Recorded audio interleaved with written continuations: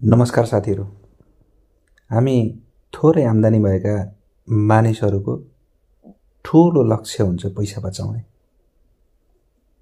यो पैसा बचाउने भन्ने कुरा चाहिँ एउटा कला पनि हो जस्तो लाग्छ।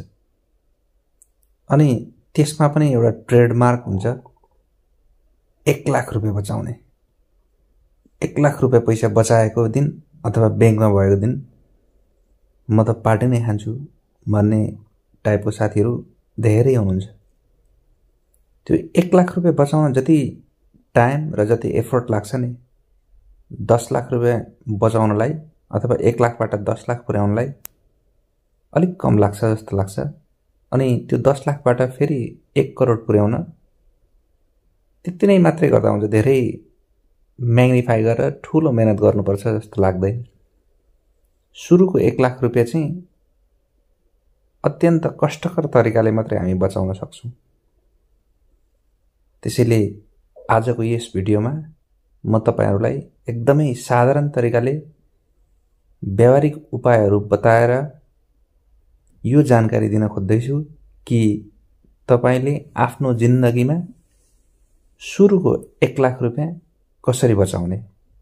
यदि तपाई विद्यार्थी हुनुहुन्छ, जागिर खानु हुँदैछ तर थोरै तलब छ, वा व्यवसाय गर्नु हुँदैछ अथवा तपाई गृहिणी नै हुनुहुन्छ, यो भिडियो तपाईको लागि एकदमै उपयोगी हुन सक्छ। यदि तपाईको तलब एकदमै धेर छ भने यो भिडियो तपाईको लागि हैन। नमस्कार साथीहरु, कति पनि ढिलो नगरिकन भिडियोको सामग्रीतर्फ जाउँ है त। तपाईले आफ्नो जिन्दगीको पहिलो 1 लाख रुपैयाँ बचत गर्नु भनेको तपाईको जुन फाइनान्शियल जर्नी हुन्छ, आर्थिक यात्रा हुन्छ, त्यसको एउटा कोसेढुङ्गा नै हो भन्दा पनि फरक पर्दैन।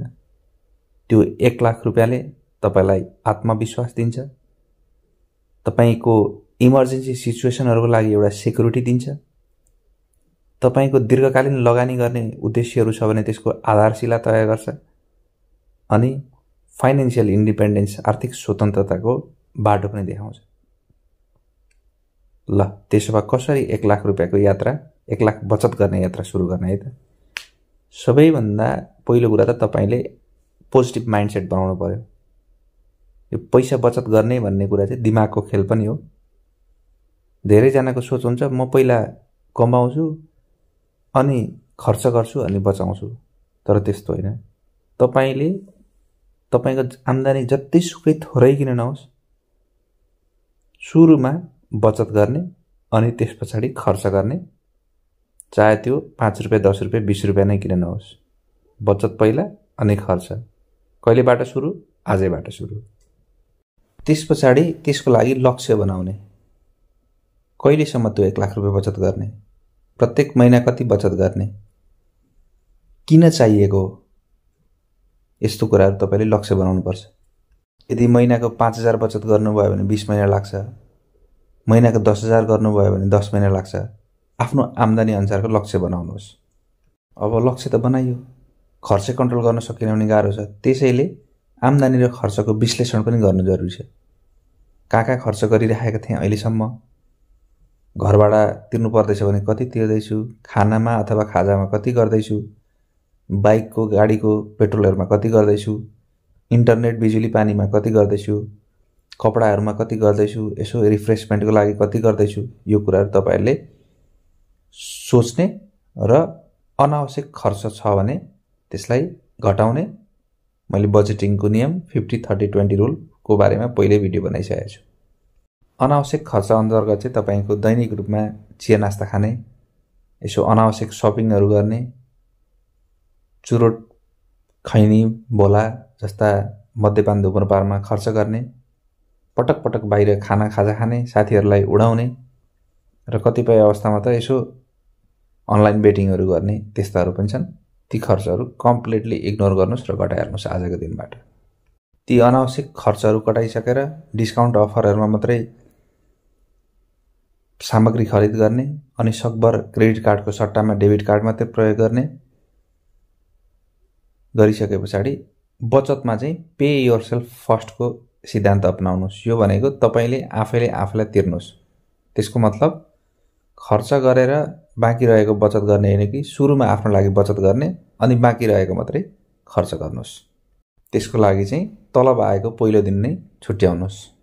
यदि सकिन्छ भने त्यो बचतको लागि चाहिँ छुट्टै खाता अपनाउनुहोस्। एउटै ब्याङ्कमा राख्नुभयो भने चाहिँ खर्च भइहाल्छ कहिलेकाहीँ। छुट्टै खाता बनाएर यो चाहिँ मसँग पैसा छैन है, यो चाहिँ बचत गरिसकेँ, यो चाहिँ लक भइसक्यो, वान वे जस्तो मात्रै हो भनेर सोच्नुहोस्। अनि त्यो बचत खातामा भएको पैसा चाहिँ एटिएमहरूबाट कहिले पनि ननिकाल्नुहोस् अथवा मोबाइल ब्याङ्किङ युज गरेर कहिले पनि ट्रान्सफर नगर्नुहोस्। अनि त्यो बचत गरेको पैसा चाहिँ बचत मात्रै गर्ने कि के गर्ने त? बचत मात्रै गऱ्यो भने त घाटा हुन्छ। त्यसलाई सकभर लगानी गर्ने। लगानी केमा गर्ने भन्दा तपाईँले नागरिक लगानीको सिटिजन इन्भेस्टमेन्ट ट्रस्ट सिआइटीमा लगानी गर्दा हुन्छ। तपाईँको इम्प्लोइ प्रोभिडेन्ट फन्ड इपिएफ छ। तपाईँले फिक्स डिपोजिटमै पनि राख्न सक्नुहुन्छ। ब्याङ्कको नर्मल ब्याजमा राख्ने भन्दा पनि फिक्स डिपोजिट गर्ने जसमा अलिक ब्याज बढी आउँछ। हाम्रो पुरानो तरिका भनेको चाहिँ गाउँघरतिर कहिलेकाहीँ दसैँ तिहार अथवा केही चाडपर्वमा अलिक ठुलो नोट आयो भने चाहिँ खुत्रुकेमा राखिहाल्ने चलन हुन्थ्यो। त्यो चलन पनि प्रभावकारी थियो त्यो टाइममा। अहिले पनि धेरैले खुत्रुकेमा राख्ने गर्नुभएको छ। तपाईँसँग अहिले पनि 5-6 हजारको च्यालेन्ज आफूले आफूलाई गर्न सक्नुहुन्छ क्या। कहिलेकाहीँ 5-6 हजारको एक्स्ट्रा नोटहरू पैसाहरू कतैबाट आयो भने त्यसलाई ल मेरो यो चाहिँ बचत है भनेर छुट्याइहाल्ने। 52 विक्स च्यालेन्ज पनि गर्न सक्नुहुन्छ। पहिलो हप्ता म 50 फाल्टो बचाउँछु, दोस्रो हप्ता 100 बचाउँछु, अनि 150 बचाउँछु। यसरी बढाउँदै लान पनि सक्नुहुन्छ। अनि नो स्पेन्ड डेज भनेर पनि राख्नुहोस् कि हप्तामा 2 दिन चाहिँ म खर्चै गर्दिनँ, घरको खाना खान्छु, घरकै कफी खान्छु भनेर त्यसरी पनि आइडिया लाउन सक्नुहुन्छ। अब पैसा बचाउने लगानी गर्ने कुरा भइसकेपछि आम्दानीको स्रोत पनि बढाउने के। हामी जेनरली के गर्छौँ 9 to 5 10 to 4 को जागिर त्यसरी खाइरहेका हुन्छौँ अनि बाँकी रहेको टाइम चाहिँ साथीभाइहरूसँग स्पेन्ड गर्छौँ अथवा मोबाइल हेरेर अर्काको कन्टेन्ट हेरेर मात्रै बिताउँछौँ कि। अब तपाईँले त्यो नगर्नुहोस्। अब के गर्नुहोस् भने आफ्नै कन्टेन्टहरू बनाउन थाल्ने। अनलाइन कोर्सहरू बनाउन सक्नुहुन्छ, केही प्रमोसनहरू गर्न सक्नुहुन्छ, युट्युबमा फेसबुकमा ब्लगहरू बनाउन सक्नुहुन्छ, फ्रिल्यान्सिङहरू गर्न सक्नुहुन्छ। तपाईँलाई जे आउँछ त्यो गर्ने। तपाईँको नर्मल जबदेखि बाहेक पनि अलिकति पार्ट टाइम कामहरू अथवा ओभर टाइम कामहरू गर्ने। अनि त्योदेखि बाहेक पनि तपाईँको टक्सिक फ्रेन्डहरू छन्, एकदम खर्चिलो साथीहरूसँग टाढा बस्ने, घुम्न जाउँ भन्ने साथीहरूसँग टाढा बस्ने, आज चुरोट हान्दिउँ न यार, आज रक्सी हान्दिउँ न भन्ने साथीहरूसँग अलिक टाढा बस्ने। अनि जो साथीहरू बचत गर्नुहुन्छ त्यो साथीहरूसँग अलिकति बढी सङ्गत गर्ने। अनि अर्को कुरा कहिलेकाहीँ त अब हाम्रो वर्षमा एकचोटि जेनरली तलब बढ्छ जागिरहरूको। त्यो तलब बढ्यो भने पनि खर्च चाहिँ पटक्कै नबढाउने।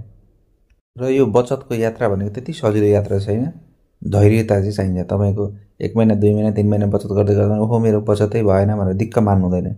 यो त एउटा हामीले माइलस्टोन पनि सेलिब्रेट गर्नु पर्यो नि होइन। तपाईँले त्यति सजिलै 1 लाख रुपियाँ बचाउनु भयो भने तपाईँले भ्यालु पनि गर्नुहुन्न कि।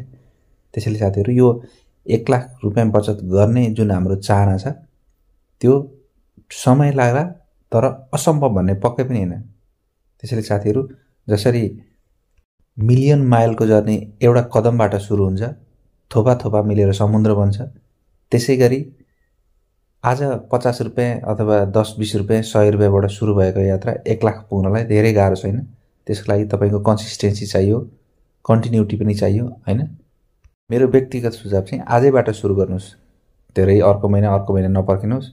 दैनिक 20 रुपियाँ 30 रुपियाँ 50 रुपियाँबाट छुट्याउनुहोस्। आफ्नो प्रगति भइरहेछ कि छैन त्यो ट्र्याक गर्नुहोस्। अनि सानो सानो सफलतामा 1 लाख रुपियाँको जर्नीमा 10,000 पुग्यो भने ओ वाओ भनेर सेलिब्रेट गर्ने आफूले आफूलाई। अनि धैर्यता र निरन्तरता चाहिँ दिनुपर्छ। तपाईँको पहिलो 1 लाख रुपियाँ सेभिङको लागि म शुभकामना पनि दिन्छु। तर त्यो 1 लाख पुगिसके पछाडि फेरि 2 लाख 5 लाख 10 लाखको यात्रा हामी सँगसँगै गर्नेछौँ। भिडियो बनाउँदै भिडियो हेर्दै गर्नेछौँ। यदि हाम्रो भिडियो मन पऱ्यो भने लाइक कमेन्ट सेयर र सब्सक्राइब गर्न नबिर्सनुहोला। आजको लागि यति नै। हवस् त, धन्यवाद, नमस्कार।